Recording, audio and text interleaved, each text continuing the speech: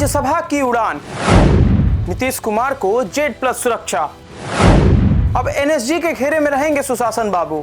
नेताओं की सुरक्षा समय समय पर बढ़ाई और घटाई जाती रही है। कई बार सरकार इसकी समीक्षा भी करते आई है, लेकिन इस बार चर्चा बिहार के वर्तमान मुख्यमंत्री और राज्यसभा का चुनाव जीतकर आए नीतीश कुमार को लेकर खबर है। जी हां, सही समझे आप। नीतीश कुमार को अब एसएसजी के अलावा जेड+ की सुरक्षा दी जाएगी। सुशासन बाबू की अब सुरक्षा बढ़ने जा रही है। अब आपके मन में एक सवाल आ रहा होगा कि आखिर ये जेड+ की सुरक्षा होती क्या है, क्या ये मिलती है, और मिलती है तो कैसे मिलती है? चलिए सब कुछ समझाएंगे आपको इस वीडियो में। सबसे पहले नमस्कार स्वीकार कीजिए, मेरा नाम आयुष राज द्विवेदी है और आपने देखना शुरू कर दिया है प्राइम न्यूज का डिजिटल प्लेटफॉर्म। गृह मंत्रालय की तरफ से जारी पत्र के मुताबिक नीतीश कुमार को मुख्यमंत्री पद छोड़ने के बाद भी उनकी सुरक्षा में किसी तरह की कमी नहीं होगी, बल्कि इसे और मजबूत किया जाएगा। नीतीश कुमार को न सिर्फ बिहार की वीवीआईपी सुरक्षा मिलती रहेगी, बल्कि अब केंद्र सरकार उनकी सुरक्षा में स्पेशल कमांडो की तैनाती करने जा रही है। जानकारी के मुताबिक सीएम पद छोड़ने के बाद भी नीतीश कुमार को जेड+ श्रेणी की सुरक्षा दी जाएगी। केंद्र सरकार की ओर से उन्हें जेड+ की सुरक्षा मुहैया कराई जा रही है। इसके अलावा उनकी सुरक्षा के लिए सीआरपीएफ या सीआईएसएफ के कमांडो भी मौजूद रहेंगे। फिलहाल नीतीश कुमार की सुरक्षा में बिहार सरकार के स्पेशल सिक्योरिटी ग्रुप यानी एसएसजी के कमांडो और अधिकारी तैनात हैं। Special security group Bihar police का खास विंग है। इसका काम मुख्यमंत्रियों को सुरक्षा प्रदान करना है। नीतीश कुमार के मुख्यमंत्री की कुर्सी छोड़ने के बाद भी ये ग्रुप लगातार नीतीश कुमार की सुरक्षा में तैनात रहेगा। आमतौर पर एसएसजी सुरक्षा केवल मौजूदा मुख्यमंत्री को ही दी जाती है। नीतीश कुमार की सुरक्षा को लेकर इस बार नोटिफिकेशन जारी किया गया। इसमें गृह विभाग द्वारा जारी पत्र में पुलिस महानिदेशक को निर्देशित किया गया। पत्र में स्पष्ट कहा गया कि नीतीश कुमार मुख्यमंत्री का पद और विधान परिषद सदस्य से इस्तीफा देकर राज्यसभा की सदस्यता ग्रहण करेंगे। इसके अनुसार उन्हें उच्च स्तर की सुरक्षा उपलब्ध कराई जाएगी। नीतीश कुमार के दिल्ली चले जाने के बाद बिहार में सीएम चेहरे को लेकर खूब चर्चा है। सवाल ये कि आखिर बिहार का मुख्यमंत्री कौन बनेगा? क्या बीजेपी कोई नया बदलाव करने जा रही है? क्या एक ऐसा चेहरा सामने आने वाला है जिसकी बिहार की मीडिया गलियारों में चर्चा तक नहीं है? कई सवाल हैं, लेकिन इन सवालों के बीच नीतीश कुमार अब दिल्ली जा रहे हैं और दिल्ली जाने से पहले उनकी सुरक्षा बढ़ना कई तरह के सवाल खड़े भी कर रही है। अब आइए आपको जेड+ सुरक्षा को लेकर कुछ जानकारी बताते हैं। सबसे पहले इसको ग्राफिक्स के माध्यम से समझते हैं। क्या होती है जेड+ सुरक्षा? जेड+ सुरक्षा को देश की सर्वोच्च स्तरीय सुरक्षा व्यवस्था माना जाता है। इस सुरक्षा घेरे में 55 सुरक्षाकर्मी तैनात रहते हैं। 10 से अधिक एनएसजी कमांडो की तैनाती होती है।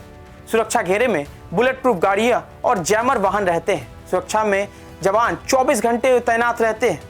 ये जवान हाईटेक हथियार से लैस रहते हैं। मुख्यमंत्री नीतीश कुमार के कहीं जाने से पहले टीम जाकर पूरा इलाका चेक करती है। होटल, मंच, रास्ता सब स्कैन होता है। बुलेट प्रूफ सुरक्षा बुलेट प्रूफ गाड़ी के अलावा कई बार बुलेट प्रूफ जैकेट और काफिले में कॉन्वॉय में शामिल रहते हैं। इसमें पायलट कार, स्कॉट कार और फॉलो कार के जरिए पहले से रास्ता क्लियर कर लिया जाता है। नीतीश कुमार 16 मार्च 2026 को राज्यसभा के लिए चुने गए थे। संवैधानिक नियमों के अनुसार संसद के लिए चुने गए किसी भी सदस्य को अपने चुनाव के 14 दिन के भीतर राज्य विधानमंडल में अपनी सीट खाली करनी होती है। इस नियम का पालन करते हुए उन्होंने 30 मार्च को ही विधान परिषद से इस्तीफा दे दिया था और अब उम्मीद है कि वह 10 अप्रैल से पहले सांसद के तौर पर भी शपथ ले लेंगे और फिर मुख्यमंत्री का पद भी छोड़ देंगे। अब सवाल ये कि जेड+ की सुरक्षा किसको मिलती है, आइए इसको भी जान लें। देश में जेड+ की सुरक्षा मुख्य रूप से उन व्यक्तियों को दी जाती है जिन पर जान का खतरा मंडराता रहता है। आमतौर पर इसमें राष्ट्रपति, प्रधानमंत्री, हालांकि प्रधानमंत्री को एसपीजी सुरक्षा मिली रहती है। इसके अलावा केंद्रीय गृह मंत्री, राज्यों के मुख्यमंत्री और देश के कई अन्य महत्वपूर्ण हस्तियां इसमें शामिल रहते हैं। सुरक्षा का फैसला खुफिया एजेंसी आईबी और रॉ के इनपुट के आधार पर तय किया जाता है। इसमें एक और सवाल उठता है कि इसका खर्चा कौन उठाता होगा? आखिर इस सब सुरक्षा के बीच इसका खर्च कौन उठाता है? आइए इसके बारे में भी आपको डिटेल में बता दें।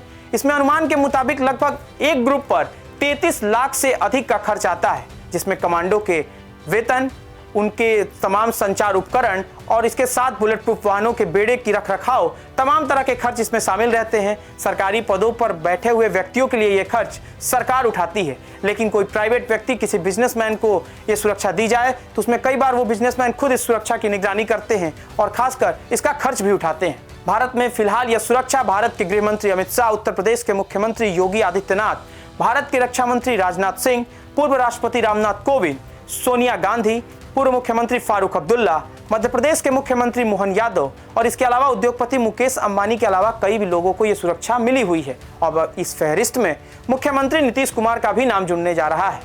इसके अलावा प्रधानमंत्री और राष्ट्रपति को लेकर अलग से सुरक्षा प्रदान किया जाता है। प्रधानमंत्री की सुरक्षा एसपीजी देती है। एसपीजी आमतौर पर देश के केवल प्रधानमंत्री को ही मिलता है।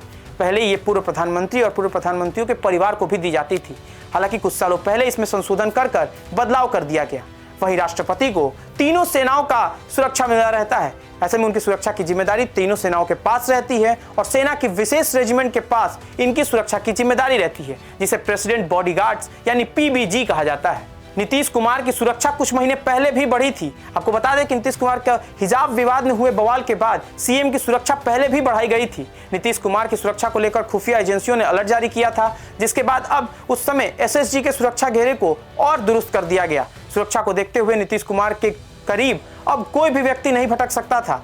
तो देखा आपने, नीतीश कुमार की सुरक्षा बढ़ने के बाद लगातार चर्चा तेज थी और तेज है अभी इस वक्त कि आखिर नीतीश कुमार दिल्ली कब जाएंगे, आखिर नीतीश कुमार बिहार के मुख्यमंत्री का पद कब छोड़ेंगे और राज्यसभा के तौर पर शपथ कब लेंगे। तमाम चर्चाएं हैं। हालांकि कयास ये है कि 10 तारीख के पहले ये सब कुछ हो जाएगा। अब देखना होगा कि मुख्यमंत्री का पद छोड़ने के बाद बिहार के सियासी गलियारे में नीतीश कुमार के रिप्लेसमेंट के तौर पर बीजेपी किसका चेहरा आगे करती है। ऐसी ही तमाम बड़ी खबरों के लिए अब बने रहे प्राइम न्यूज के डिजिटल प्लेटफॉर्म के साथ।